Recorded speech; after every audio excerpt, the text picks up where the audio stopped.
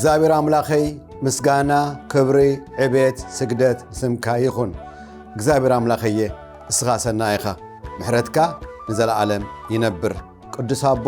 መንፈስካ ክደግፈኒ ግላኻ ኣብ ቅድሜኻ ደው ኢሉ ኣሎ። ስትግፈኒ ክትሕግዘኒ ኣቐዲመ መስክነካ በትፈቶ ወድኻ ብስም ኢየሱስ ኣሜን። እዚ ወንጌል ሰላም መላእ ዓለም ኣገልግሎት ወንጌል ሰላም ወንጌል ብስራት እዩ።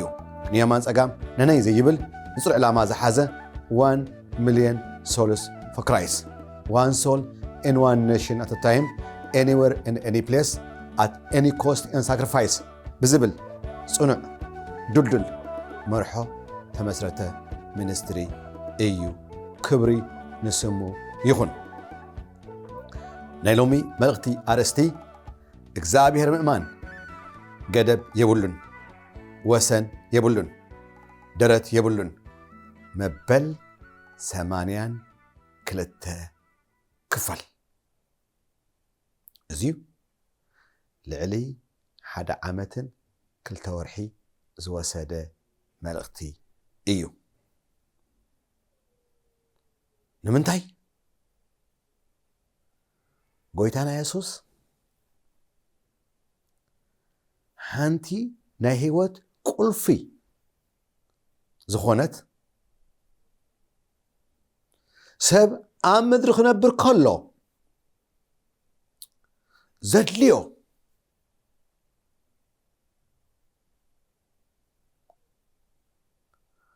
ካብቲ ዘጋጥሞ ዘጓንፎ ጸገማት ብድሆታት ከመይ ገይሩ ጥሒሱ ክሓልፍ ከም ዝኽእል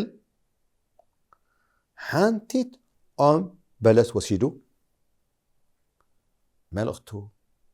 የመሓላለፍ። ሓንቲ ኦም በለስ ቆጻል ዝብላዕ ድማ ዘይብላ ሽዑ ይረግማ።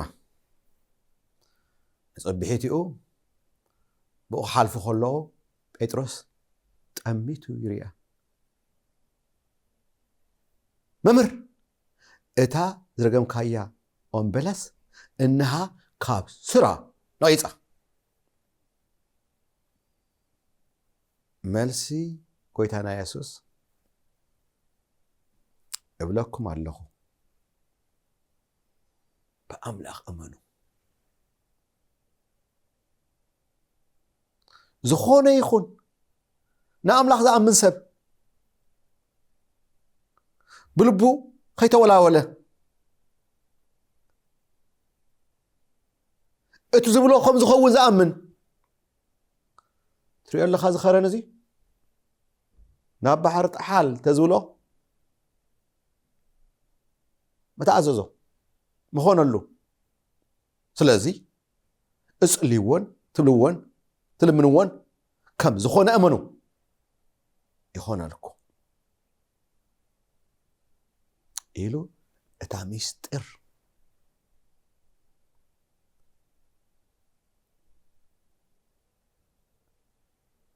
ናይቲ ሰብ መንነት ብዘይግድስ ስም እቲ ክርስትናኻ ብዘይግድስ ትምህርትኻ ዘይምምሃርካ ብዘይግድስ ዓልየትካ ብዘይግድስ ሃገርካ ብዘይግድስ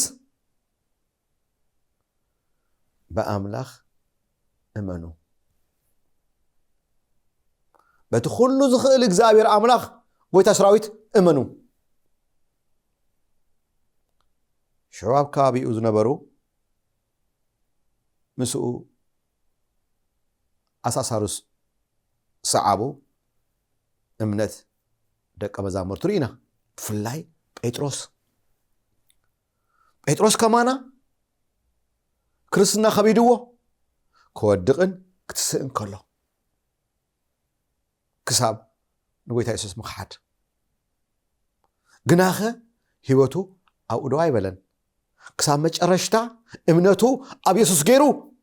ኣብ መጨረሻ ብዓወት ህይወቱ ዛዘመ ከምኡውን ኣብ ናይ ጎይታና ኢየሱስ ኣገልግሎት 3 ዓመትን ፈረቓን ሰባት ከማና ዝበሉ ሰባት ፀገም ዘለዎም ንኣብነት ዝኾንና 16 ሰባት ወሰድና ኣብ ክልተ ከፈልናዮም ተን ቀዳሞት 8 ካብ ገዝኦም ስራሕ ኢሎም ተበጊሶም ናብ ኢየሱስ ዝመፁ እምነት ኣብ ኢየሱስ ዝነበሮም በቲ እዋን እሱ ኢየሱስ ገና ዝንኡ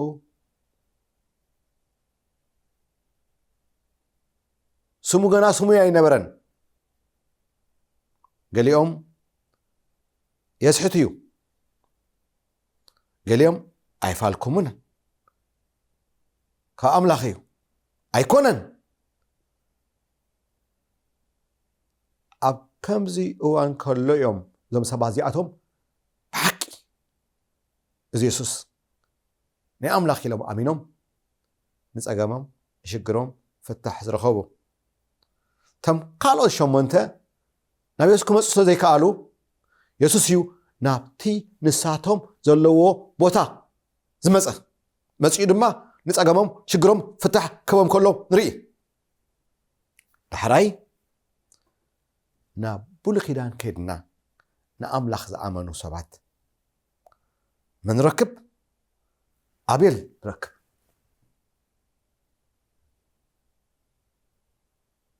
ከምኡውን ሄኖክ ኖህ ንረክብ ንኣምላኽ ዝኣመኑ እምነቶም ኣብቲ ልዑል ዝገበሩ ኣብቲ ሕያው ኣምላኽ ሰማይን ምድርን ዝፈጠረ እግዚኣብሔር ዝገበሩ ሄኖክ ኣስታት 300 ዓመት ምስ ኣምላኽ ተመላለሰ ይብለና ንሕና ግን ዝኣክል ዕድመ የብልናን መዓልታት ዕድሜና ኣብ ምድሪ 70 ትበዝሐ ድማ 80 ድሕሪኡ ድማ ድኻም እዩ እዚኣ ዘላትና ሓወየ ሓፍተይ ክቡራት ሰማዕተይ ዕድሜና ኣብዚኣ ዘላ ሓፃርያ ከም ንፋስ ከም ፅላል ተሓልፍ ከም ትክ ድማ ትበንን እዚኣ ኣነ ኣብዚኣ ኣለኹ ንስኻ ካበይ ኣለኻ ሕራ ሄኖክ ርኢና ኖህ ርኢና ኣብርሃም ርኢና ሳራ ይስሓቅ እንዳረኣና ፀኒሕና ኣብ ዝሓለፈ ግዜ ብዛዕባ ይስሓቅ 12 ነገራት እንዳረኣና ፀኒሕና 12 ነገራት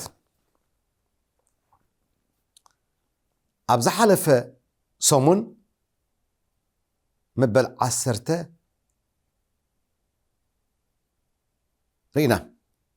ሎሚ ተናይ መጨረሻ ነጥብታት 11 12 ክርኢ ይደሊ መበል 11 ነጥቢ ይስሓቅ ምስ ኣቦኡ ኣብርሃም መስዋዕት ክንገብርና ኢሉ ሒዝዎ ምስ ከደ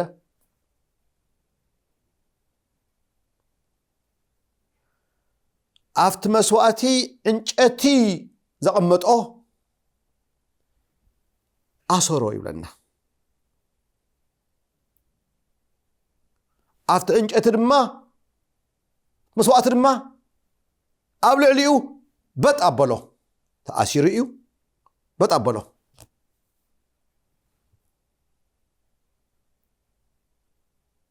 መዋእልኡ ሰምዖ ክዓቢ ከሎ መልሲ ጸሎት ከም ዝኾነ 25 ዓመት ከም ዝጸበዩ ሕጂ ግን ዝግበር ዘሎ ኻሊእ እዩ ከምዚ ዝመስል ዕንቅፋት ካብ ኣምላኽ ተሓድም ዝገብረካ ዕንቅፋት እዩ ግናኸ ይስሐቅ ግን ካብ ኣምላኽ በቲ ዝገጠሞ ጸገማት በቲ ዝገጠሞ ፈተና ዕንቅፋት ካብ ኣምላኽ ንየማን ንጸጋም ከይበላ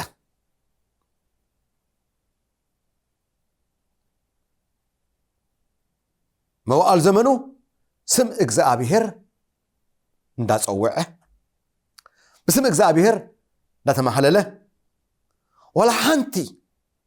ጽልዋ ከይገበረሉ ወላ ሓንቲ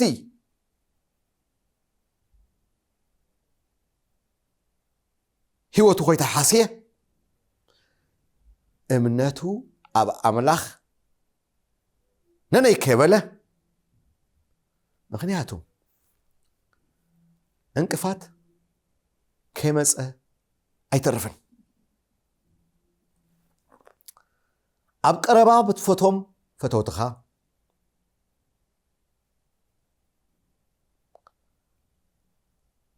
በቶም ኣገልገልቲ ኢና ዝብሉ መጋብያን ዘመርቲ ነቢያት ኢና ዝብሉ እንቅፋት ከይመፀ ኣይተርፍን ጎይታ ኢየሱስ ኣብ ወንጌል ሉቃስ ምዕራፍ 7:1 እንቅፋት ከይመፀ ኣይተርፍን ኢሉ ግናኸ በቲ ብሰሪ እንቅፋት ዝገብር ሰብ ዝመፅእ ግን ወይልኡ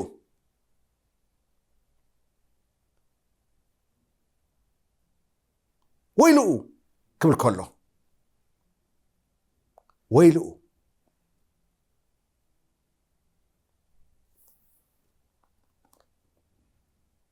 ኣብ ክርስትና ጉዕዞ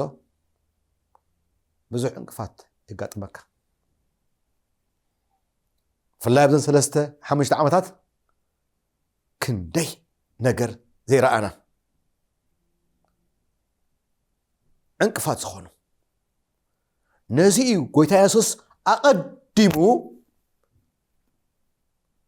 ኣብ ቃል እዝጊ ኣብ መጽሓፍ ዕብራውያን 12:3 ኣዒንትና ናብ መን ክንገብር ከም ዝግባአና እምነትና ኣበይ ምግባር ከም ዝግባአና ነቲ ናይ እምነትናን ጀማርን ደምዳሚአን ዝኾነ ኢየሱስ ክርስቶስ ኣዒንትና ናብኡ ክንጥምት ናብኡ ክንገብር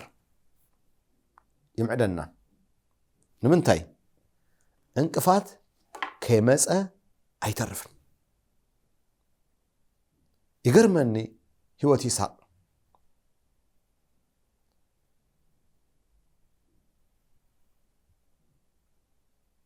ኣብቲ ከባቢኡ ዝነበሩ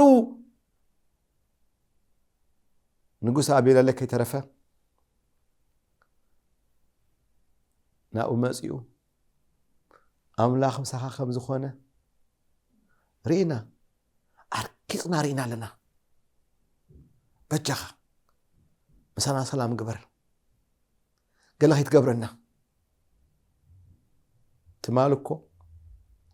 ክንደይ ክደፍእዎ ከለዉ ክንደይ ከፅግብዎ ከለዉ ዝነበሩ ሰባት እዮም ግናኸ እምነቱ ኣብ ኣምላኽ ዝገበረ ሰብ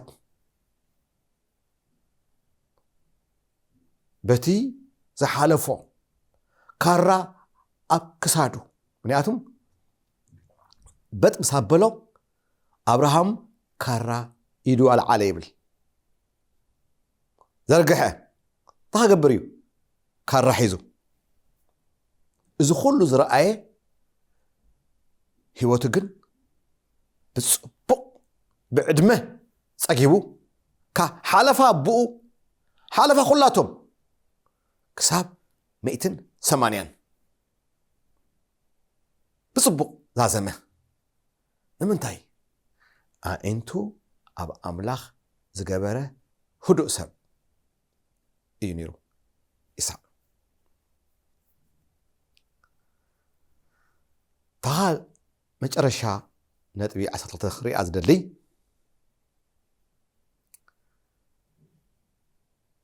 ይስሐቅ ከም ወለዱ ከም ኣቦኡ ኣብርሃም ገና መንፈሳዊ ቁልዕነቱ ገና ከሎ ገና ከይዓበየ ከሎ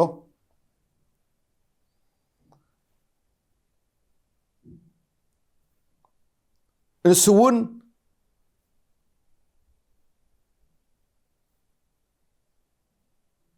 እምነቱ ገና ከይጠንከረ ከሎ ንሱ እውን ንሰበይቱ ርብቃ ሓፍተይ እያ ክብል ከሎ ንሰምዕ። ስለዚ መንፈሳዊ ቁልዕነት ገና ክትጅምር ከለኻ ክርስትና እግዚአብሔር ፀውዖም ኩላቶም እዞም ሕጂ ናይ እምነት ጀጋኑ ዝኾኑ ክጅምሩ ከለዉ ከማና እዮም ክወድቁን ክትስቕ ከለዉ ኢንቴግሪቲ እውን ገና ከይጠንከረ ከሎ ስለዚ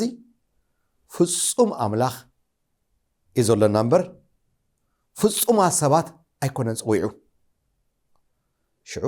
ኣምላኽ የምፅኦም እሞ እንዳመሃሮም ምስቲ ቅዱስ ኣምላኽ ሕብረት ምስ ገበሩ እምነቶም እናጠንከረ ውሽጦም እናተሰርሐ ከምቲ ዕንጨቲ ዝበ ካብ በረኻ ክመፅእ ከሎ ዕንጨቲ ዝበ እንታይ እዩ? ሓርፋፍ ዘይምችእ ኣብ መሽኒ ኣቱ እሞ ይስራሕ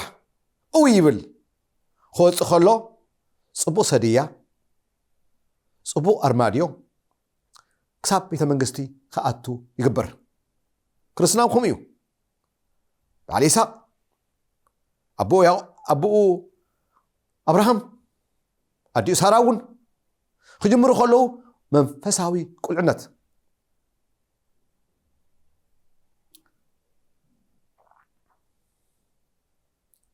ከምኡውን ክጅምር ከሎ ይስሐቅ ኣብ ክልተ ደቁ ኣድልዎ ክገብር ከሎ ንርኢ። በቲ ባህሊ እቲ ዓብይ ከም ወራሲ ኮይኑ ግናኸ ዕላማ ኣምላኽ ኣብ ያዕቆብ ከም ዝኾነት ክርኢ ኣይከኣለን። ስለዚ እሱ ዘይረኣዮ መን ሪኣ? ርብቃ ሪኣ። ርብቃ ግን ዓይንታ ኣብ ያዕቆብ ነይሩ። ኣብዚኣ ሰለስተ ነገራት ክርኢ ይደሊ።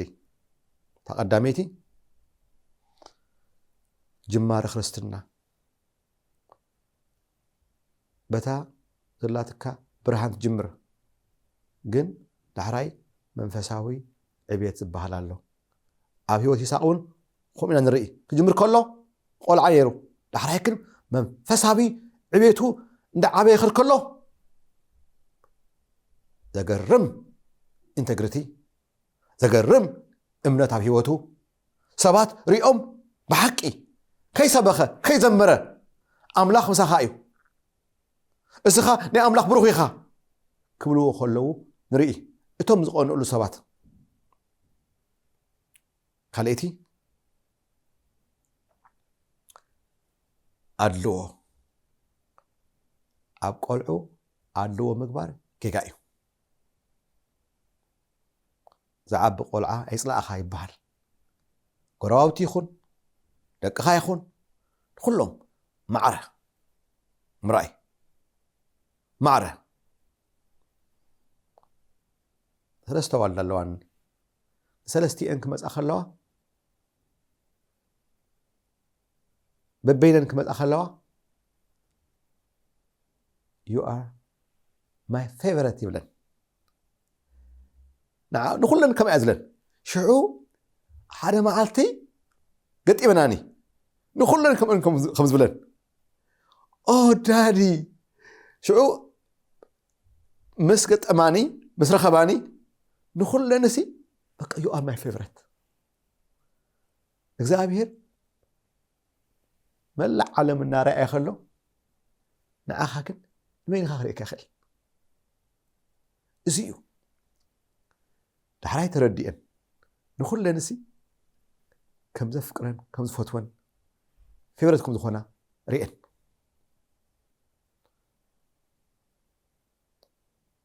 سالسيتي سبعي زي رأيو أنستي كريئة كحجزانا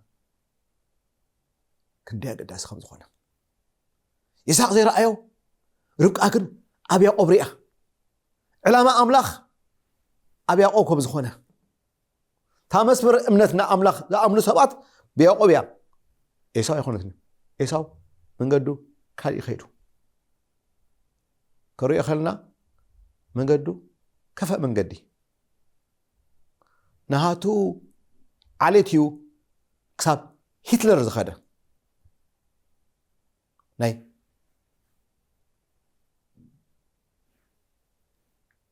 إيساو أملاخ كن علامو أبيا أوبيو لازم من كريئة خيلو بعلت بيتو ربكا سلازي أنستي كندي سبعي تخلي دري أنستكن بخل الشدخين كم زرادار ينزريا أما إحنا زرعنا يو سخات كن كري أخلخن كندي كاب كندي أجمع كنوس النخل عبد الحلفة تعيش هي الله إذا حجازي تقول سبيتي دقافيت إزر تبرك قال نهبروق عليها EZER تقال السات قرمنيا أملاخ نبعله طيب الله أبوسي عسل استفر شعته وإسرائيلي ولوم نعاخا نعاي نحق غازيخا نحق غزكا مصرار كاس متوقع خايو معنا وكايو موداك كايو يولو سلازي سمع حوية حافتي كورات سمعتي يسوع كريستوس أبيوتك نجي سديو يوزع على رخيب كارو سريت حياة رخيب كارو زحز أزقلت مسايكس اللي إلا بو كالو بركة قبل إداو كنا سماي زرقح ويسوس أقل ميخان قرب لنا بحياتين بللين ما يأمن دنكس اللي وقويتاي نباخ قرب له كسبك وسينا له ويسوس نعنا بهوتي حدش هوت هابني ويسوس زحال في هوتي رسعيه وقويتاي حدش مقدي حدش معراف حدش هوت كجمر ادلي الله ويسوس حق زني نعنا بهوتي سمع حاويه زو صلي خارو صبو غيركا يسوس عرفي أبيد حيزو زحرت أمت منجست أملاخ أي بق عنيدو كم هون مسكال سكمل يسمعني نعاي بقى عيخونن مسكال حسر مكرا عرفي وردت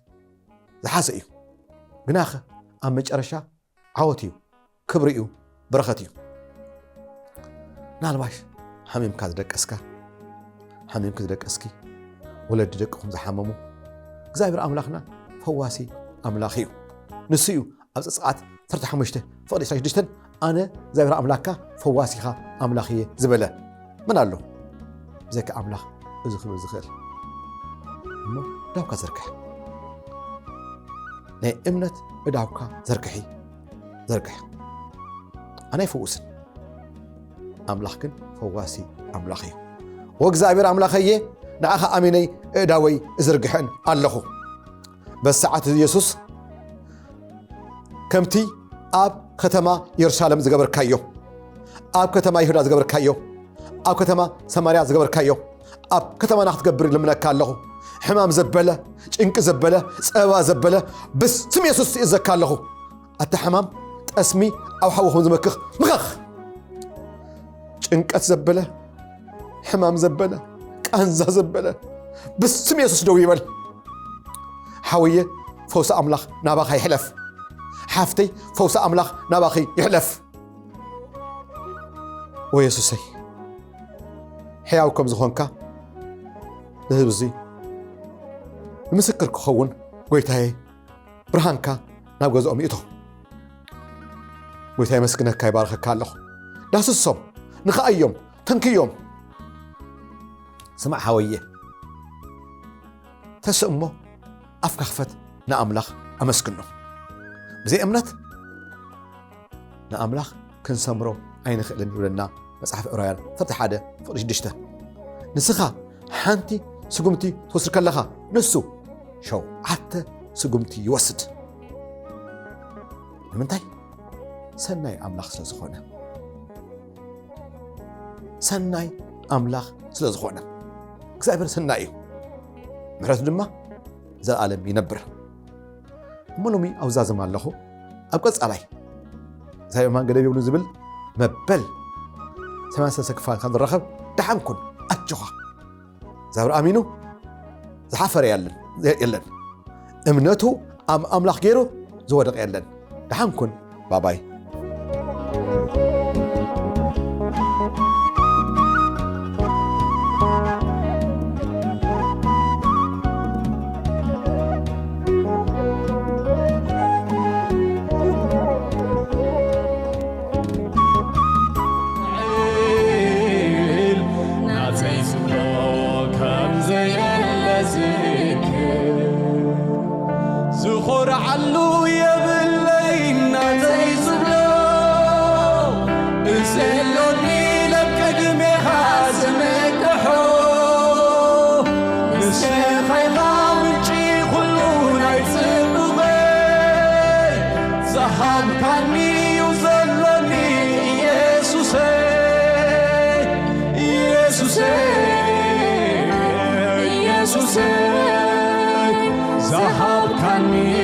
زلوني يسوس زخور علو يا من لينا تيزلو زلوني لك المخازم كحو نسخي خامجي خلون عيسبغي زحام كاني وزلوني يسوس يسوس زهاب كاني زلوني يسوس يسوس يسوس زهاب كاني زلوني يسوس محرتك كحسوك لو هتكاك ذكروك تماريخ يدعوى يزلعين نعطي زبلون كم زي اللذكر محرتك كحسبك الأخو لو هتكاك تذكروك الأخو تماريخ يدعوى يزلعين نعطيزملو كم زي اللذكر تماريخن يدعوى يزلعين نعطيزملو كم زي اللذكر هللويا يسوس هللويا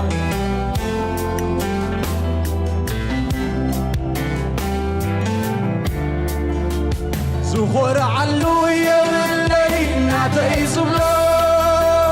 ارزلني لقدمي حازمك وحوب نسي خيخامجي خلو هيسبقي زهر كاني وزلني يسوسي يسوسي يسوسي زهر كاني وزلني يسوسي